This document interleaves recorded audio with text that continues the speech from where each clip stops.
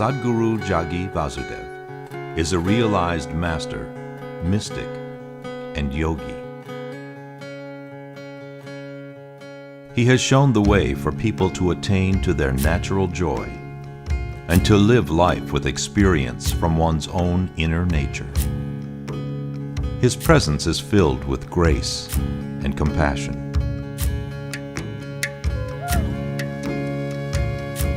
Sadhguru's scientific approach towards spirituality and work towards the upliftment of humanity have received accolades worldwide.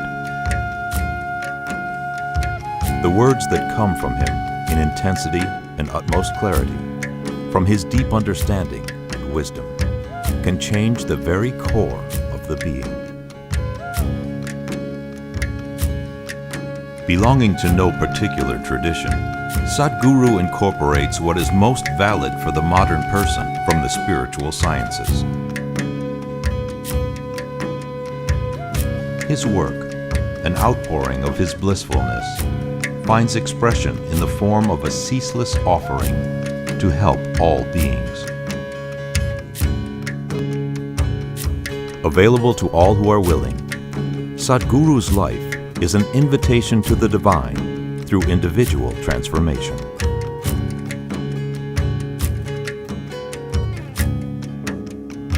Welcome to the silent revolution of self-realization.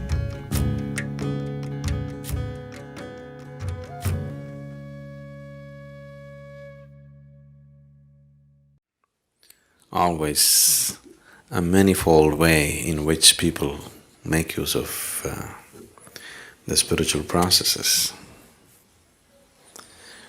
For some people, in many places, spirituality and all the spiritual, what do you call them? What are those talks called in Hindi? Pravachans. All that pravachan, everything is just an escape from the mother-in-law or cooking. For some, it's an intellectual entertainment. For some, they're seeking to learn something. They want to know something new.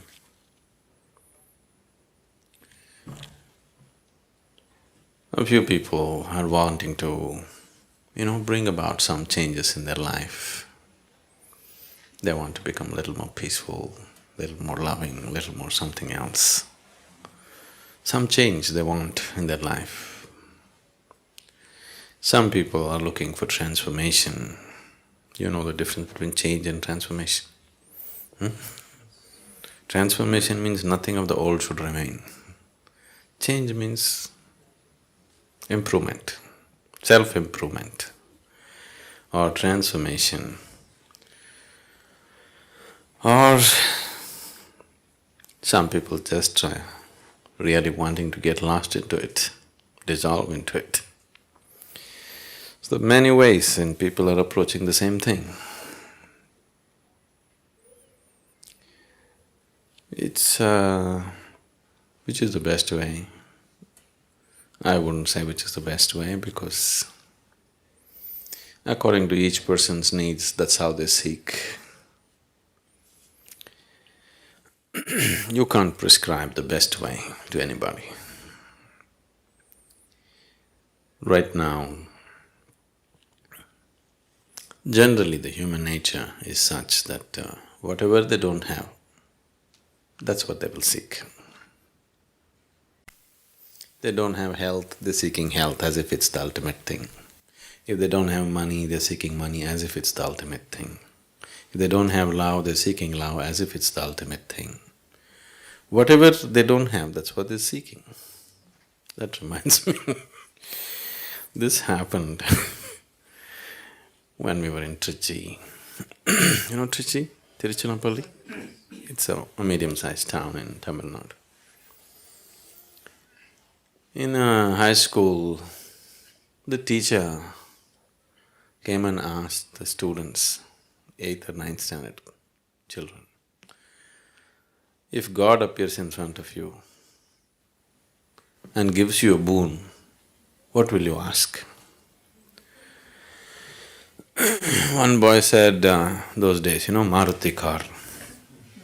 I want a Maruti car. Somebody said, I want a bicycle. Somebody said, I want, 10 lakh rupees. Like this they went on. Then the teacher said, you idiots, what will you do with all these things? Ask for intelligence.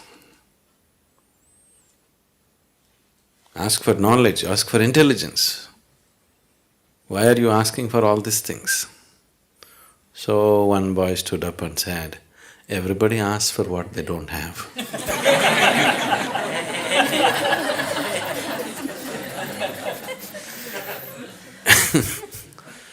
So, everybody is seeking what they don't have, isn't it?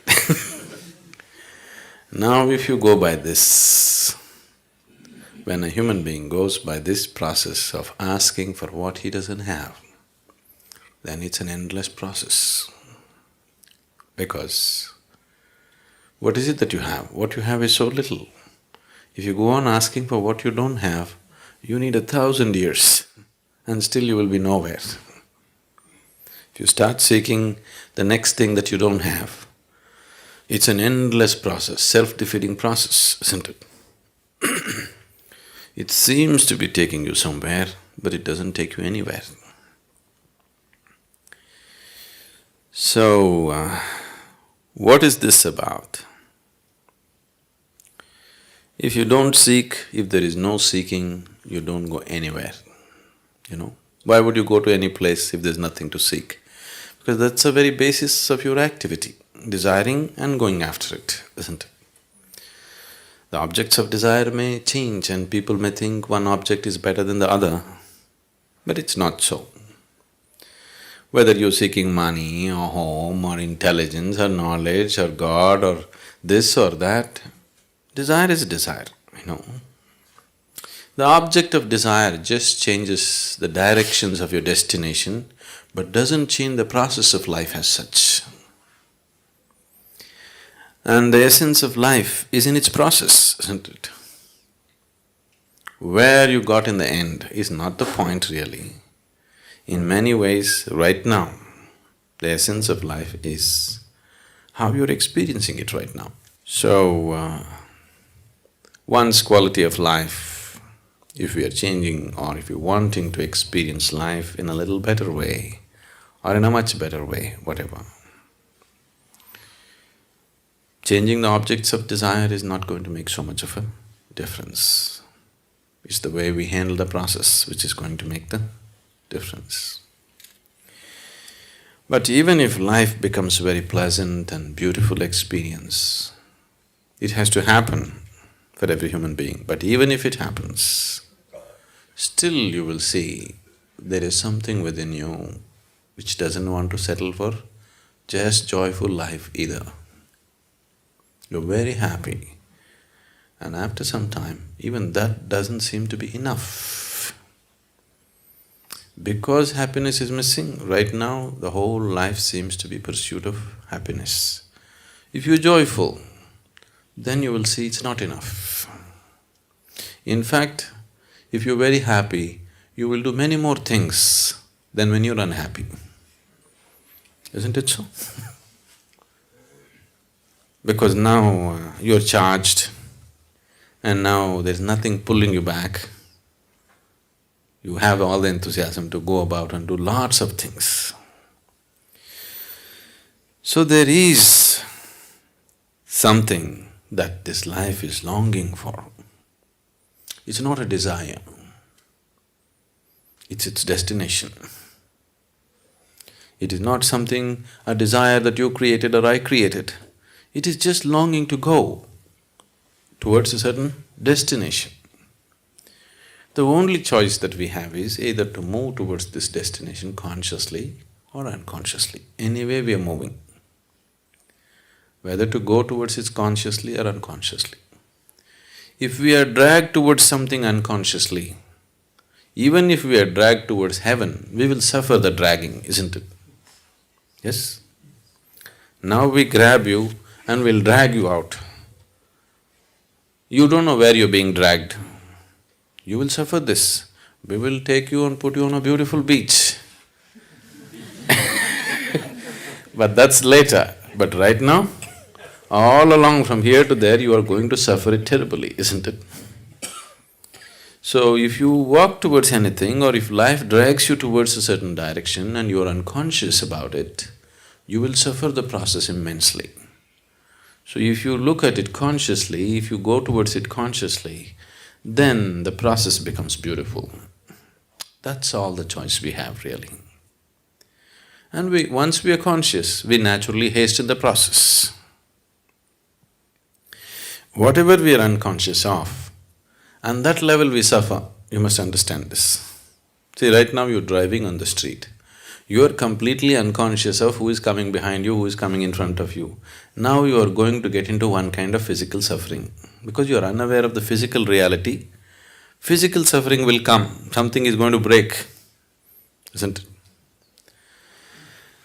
Now, you're unaware of what is happening in your body, another kind of suffering will come. You're unaware of what's happening in your mind, another kind of suffering will come. You're unaware of what's happening in your family, another kind of suffering will come. Similarly, wherever you're unaware, that level of suffering will come to you. Is it so? You're getting… this is a holiday, you're getting dead serious.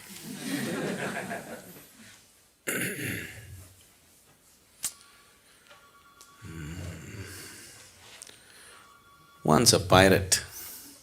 know pirate? A pirate walked into the bar. The bartender knew him from long ago, he's seen him just the previous year and now he's come back after his expeditions. He looked at him and said, "Hey, what happened to you? You look terrible." The pirate said, "No, I'm just feeling just about fine." Then the bartender said, "But what happened to your leg? Why the wooden leg?" "Oh, that we were just having a battle with another rival group and I saw a cannonball coming straight at me. Before I could move, it hit my right leg and I'm doing quite fine with the wooden leg. I'm pretty good." Then the bartender said, "What about the hook? In your left hand you have a hook. What happened to that?" "Oh, we were just having a sword fight for fun and my left hand got chopped off, but I'm doing quite fine with this hook." In fact, it's more useful than the hand. Then he asked, "What about the eye patch? You lost one eye, what happened?" "Oh, that I was just looking up at the sky and a bird poop fell into my eyes." Oh, come on. Who ever heard of anybody losing their eyes for bird poop? How would you lose your eyes for bird poop? No, that was the first day I had my hook on.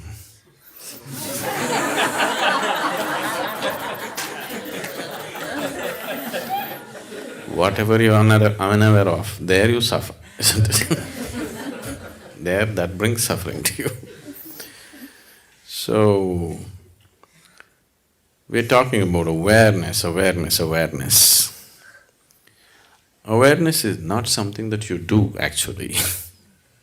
In fact, the less you do, the more aware you become within yourself. The less your activity becomes inside, what you call as me, the less that becomes, the more your awareness becomes. The less your personality becomes, the more your presence becomes always. Personality means you have to do a lot to keep it up, isn't it? Yes. Most of the activity that you're doing to keep up your person is unconscious, but you're doing enormous activity to maintain a certain personality, isn't it? If that activity gets lowered, suddenly awareness gets heightened, because awareness is not something that you do. The very life is awareness, isn't it? The very basis of life is awareness. You know that you're alive only because you're aware, isn't it? If all awareness disappears, at least on this level, we can call it death. So, spirituality is not something that you do. If you stop doing all your nonsense, you're spiritual. Unnecessary nonsense if you stop, spirituality is, it's not something that you have to do and make it happen or create it. It's not so. But still, why… if that is so, why am I doing my pranayam in the morning? Oh even in a resort they made us do it.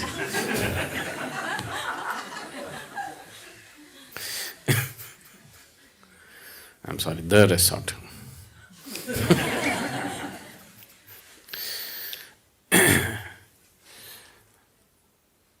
That's because there is no breaks in your activity. What you do within yourself, you have no breaks on it. So, we are creating a certain physical, mental and energy situation where everything gets diverted from your activity. Slowly, the practice establishes a situation where the life energies raise to a certain pitch and intensity that slowly the activity becomes insignificant. It's still there. It's still happening. You've seen this in Shunya meditation, you just said. Activity is still happening, but it's insignificant. The same activity which was so significant has become insignificant. We have not stopped it. We have not done anything to hold it down, but somehow it has become not so important. You see this happening? When you just sit and meditate in Shunya, everything is happening, but it's no more important. It's lost its significance. It's lost its impact upon you. It's lost its influence upon you. It doesn't mold you anymore. All the activity of the mind stops molding you. You are no more being molded by that activity. This this whole distortion that we have done to life in the form of creating our person. See, when you create your personality, because it's created mostly unconsciously, just a small part of it may be conscious, the rest of it is all unconscious, isn't it? When you create your personality, somewhere, in one way, it means somewhere you thought, Creator has not done a good enough job on you, isn't it? If it needs improvement, definitely he did not do a good enough job on you, isn't it so? So why would you feel that such a grand creation is not good enough? Something that's so enormous and fantastic is not good enough, why?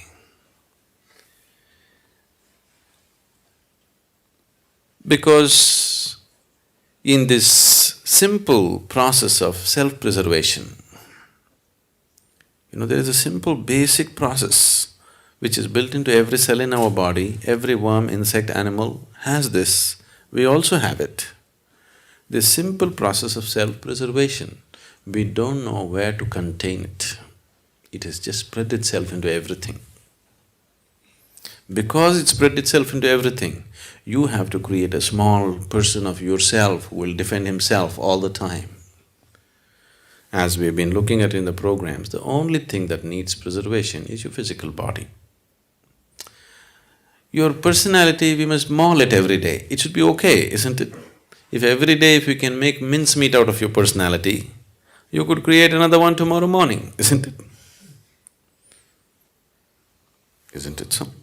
We've been trying to do that gently because if I go very hard at it, you'll run away. Gently, step by step, we're trying to make mincemeat out of your personality so that it becomes a flexible aspect. You cannot live without a personality. You need one to exist here, to go about in the world, do your work, manage things. But if it's a flexible thing, that in different places, as it is necessary for the situation, you can put on the right kind of personality, then it would be fine.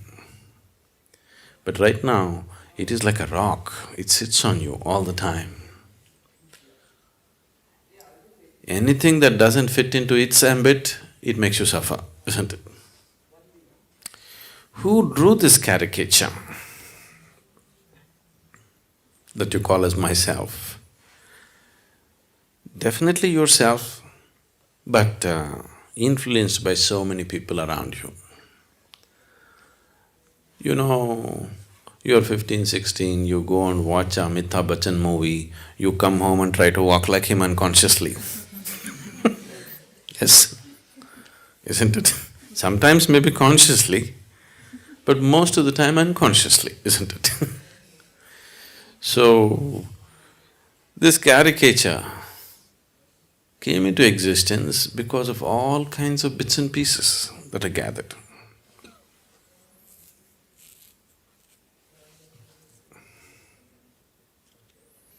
It happened when we were in school.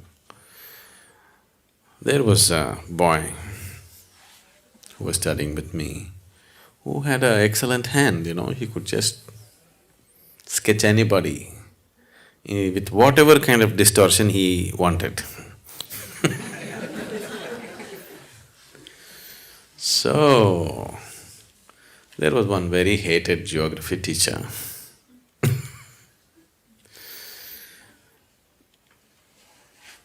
And when he entered the class, this boy had a horrible caricature of him ready on the blackboard. Badly distorted, but everybody can clearly recognize who it is. With all kinds of very bad distortions on him. Then he walked in and as usual he walks into the class always with a temper.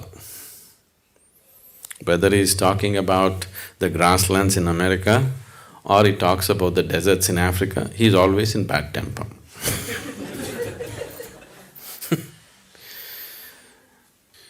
The moment he saw, he just… one thing he was angry, another thing he was somehow hit by the whole thing, the distortions. Then he asked, who is responsible for this terrible atrocity?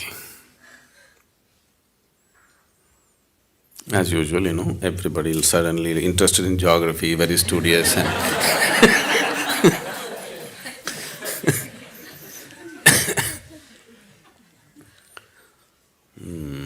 Then he repeated again, who is responsible for this atrocity? He thinks it's an atrocity. We thought it was an appropriate thing. Then somebody made up their mind and stood up and said, we really don't know, but it should be his parents.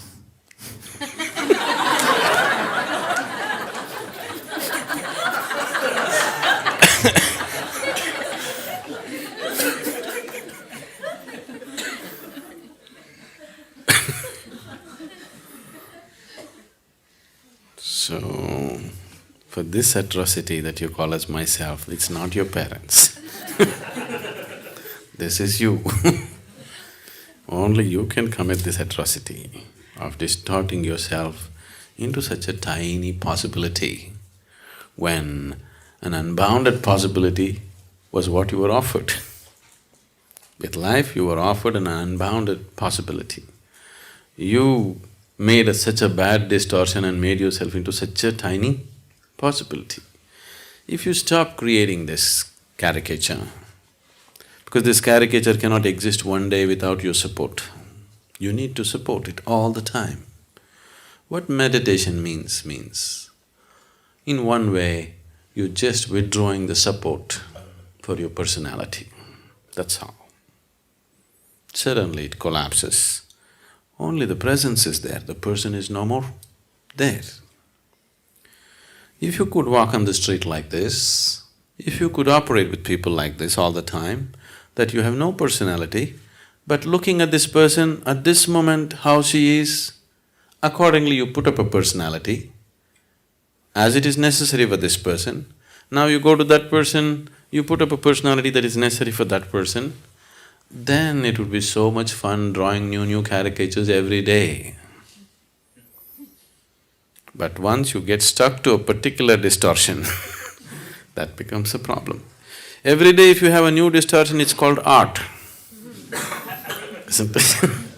If you're stuck with one distortion, then you're called a freak. Isn't it? Isn't it so? Every day if you're able to create a new distortion, that is artwork, isn't it? If you're stuck with one distortion, you're a cripple. So that's the big difference. Sadhguru, when you're talking about personality, we have to have different personalities as a parent, as a husband, and at work. In normal living, it becomes very difficult to change the personality. You mean to say people around you won't let you change it? Not true. See, right now, let's say you're going to your work we'll take the work situation because it's less personal for you.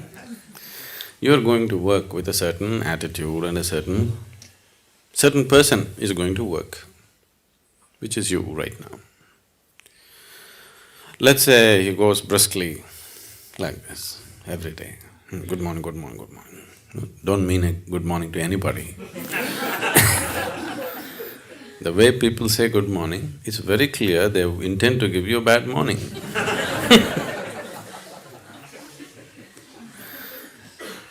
So, suppose you are going like this.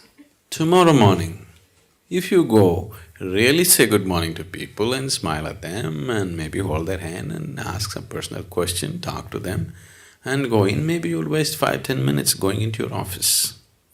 But if people around you are happy, you'll have a lot of extra time on your hands because they'll run around and do things better, isn't it? If you have people who are sitting there with a grouse, then, they will make your life miserable in so many ways. Not one way. You have to live with them, but these people have a grouse against you.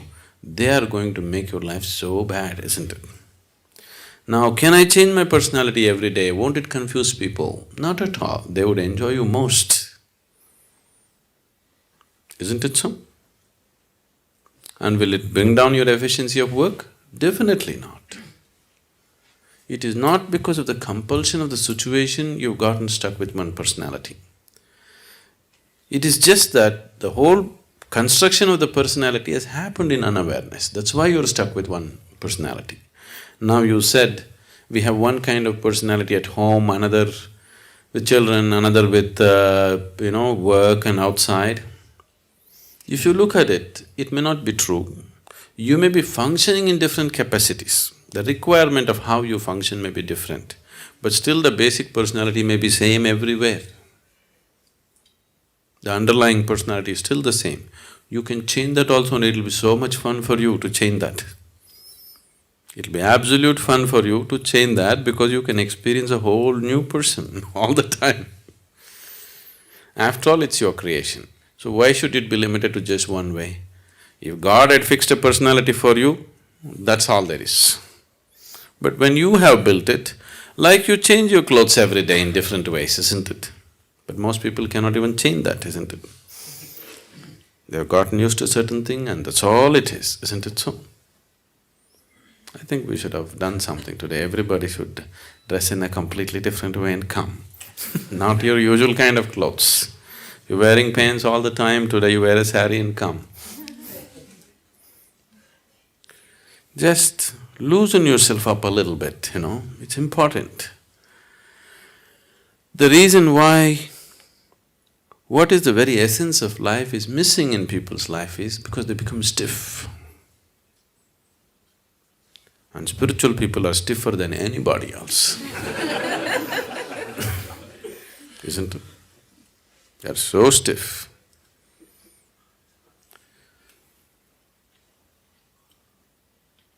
Still doesn't answer your question. There can be changes in the behavior, but your personality remains the same. It remains the same. That's what I'm saying. You're stuck to one personality. It's just the actions are different because the situations are different. But the person is same, isn't it? So the person is same because what your personality is has become you. You're completely identified with it.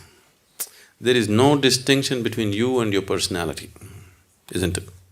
You have become that. The mask has gotten stuck to your face now. You can't take away the mask. If this mask has to come off, we need something to loosen the glue which has gotten stuck to this. It is identity. So now we are creating various situations where your identity dissolves in a certain way. Meditation or any kind of yoga practice, whatever is, just to loosen the identities so that there's a little more flexibility about it. Maybe the whole of it has not come off, but at least you can adjust it a little bit. So mask being totally stuck, at least little you are able to take a breather. That much break it is giving you. But if you work a little more with this, you can take it and keep it off. Now, people, when they come to advanced programs, 3 days or 7 days they're in Samyama or Bhavaspandana, the person that you are, you'll just simply forget who you are. You don't know who you are. It'll become like that because the situation created is so intense and so different. Everything that you know as normal is broken. After some time, you don't know who is here. After the program is over and you come back, you just wonder, is it me who went through all that? Most people can't believe that they actually went through Samyama and came. Simply because it's created like that, the whole situation. Not only the meditation process, the situation also is created in such a way that it doesn't assist your personality in any way. The whole thing is to take off all the supports, because your personality cannot exist for a moment without your support. If you involve yourself in any intense activity, it could loosen up a little bit. But that is haphazard. For example, let's say you go and play a game. Those moments of total involvement, you may lose your personality. But that is a haphazard way of attempting it. Now we are looking at how to approach it scientifically, how to dismantle all the scaffolding that is holding it up. If you have noticed this, people who are very, very committed and enjoying the process of working, they always have more flexible personalities than people who are working towards a goal. Is it so? Have you noticed this? Because just the involvement with the work, total involvement, those moments the personality becomes little loose. But people who are working towards a goal, that they want this to happen, those people have strong personalities always. The fundamental basis for your personality, the building blocks for your personality is likes and dislikes. I like this, I don't like this. A complex system of likes and dislikes is what your personality is, isn't it? See, what's the difference between you and the next person? Your likes and dislikes are different, isn't it? Now, the basis of yoga is just this, to help you beyond these likes and dislikes. Whether we're talking responsibility or inevitability or whatever else we're talking, fundamentally it is to destroy the process of like and dislike. See, existing in the world with likes and dislikes is a very foolish way to exist. But unfortunately, the logical mind thinks, I'll do what I like, this is my freedom. The very basis of your bondage is in your likes and dislikes, but your mind makes you believe doing what you like is your freedom. Isn't it? All the time, everywhere in the world, people believe doing what I like is freedom. Please look at it carefully. The very fundamental basis of your bondage is in like and dislike. To operate sensibly here, even in the physical realm I'm saying, even to operate with your work or family, whatever, Likes and dislikes make you do stupid things. I like this person, I don't like this person. Now, I cannot function from what is needed in this moment, isn't it? Isn't it so? Now, I don't like this person. Even if this person is doing something wonderful, I cannot see it anymore. Do you see this happening to yourself? I like this person. Even if they're doing terrible things, I cannot see it anymore. Isn't it so? Because the moment you get trapped in this like and dislike, you have no discretion. You lost your discretion. Your intelligence is forsaken. Your awareness is simply impossible once you get trapped in likes and dislikes. The moment you say, I like this, getting identified with it is very normal. It's a natural process. You don't have to say, I'm going to identify with this light bulb. If you just say, I like this light bulb, you get identified with it. The process will just happen. See, life is set up in such a way for you so that life happens automatically. You just have to sit here and enjoy the bounty of life. But now the problem is, we are setting this forth in a wrong direction, so it is creating suffering. Suppose if it was all in your hands, you have to like it, you have to get involved with it, everything is yours. It would be a terrible effort to live, isn't it? Now it's all set up well, the whole software is so well set up. If you just say, I like this, getting involved in it, dreaming about it, this, that, everything just happens by itself, isn't it? Everything that is necessary to take you in that direction just happens, isn't it so? So, this is just life assisting you, but it has no discretion. If you like hell, it'll take you to hell. It happened once.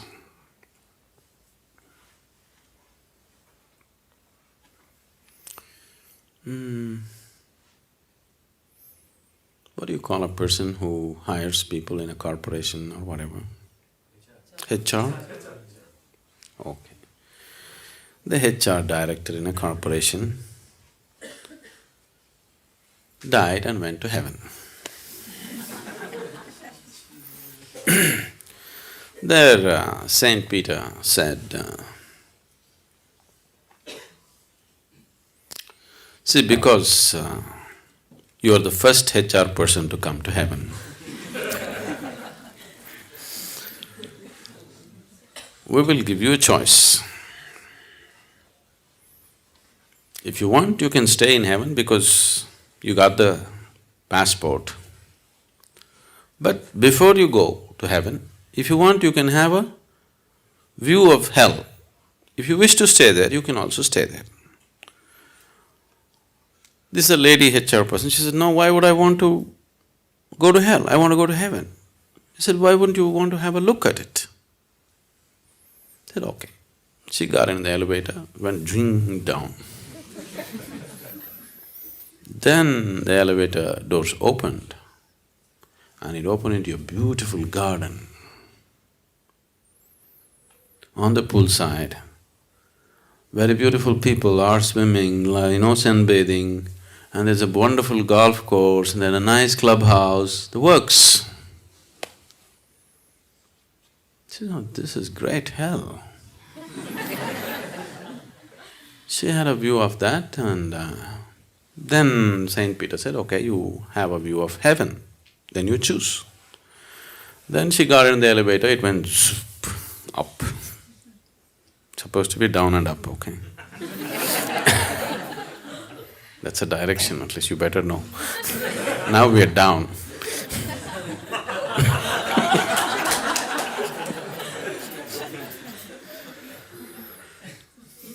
So, there they opened the doors, and then she saw lots of clouds, people just floating in the clouds, playing harp and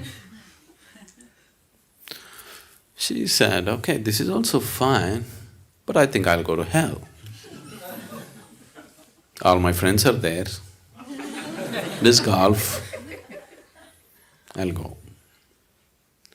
So they put her in the elevator, she just went down, and again the doors opened. It was a harsh desert. Everybody all dried up without food, in terrible condition, everything. She said, "What is this? Last time when I came, there was a garden, there was a pool, there was a golf course. What happened?" So they said, that was just the first day, you know. Now you're staff.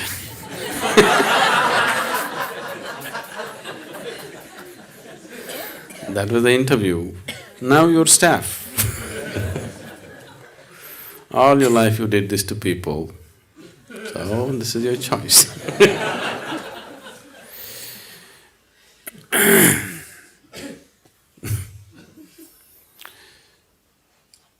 Your personality. I don't know, if you're working in places, at least if you're HR, is there anybody HR? Oh. Especially if you're HR, maybe, you also. You're supposed to size up a person, you know. Somebody new walks into your office, you're supposed to size them up, where they will fit into this whole machine of an organization. So, if you're willing to look, people's personalities are always hanging out, you know. They need not say anything, they need not do anything. If you just look at them properly, the very way they stand, sit, you don't need any great yogic intuition. Simply a simple observation of a person, the very way they stand, the way they hold their hands, the way they smile, the way they do things, their personality is just hanging out of them. So it's so obvious to everybody except to yourself, you know. That's the whole thing.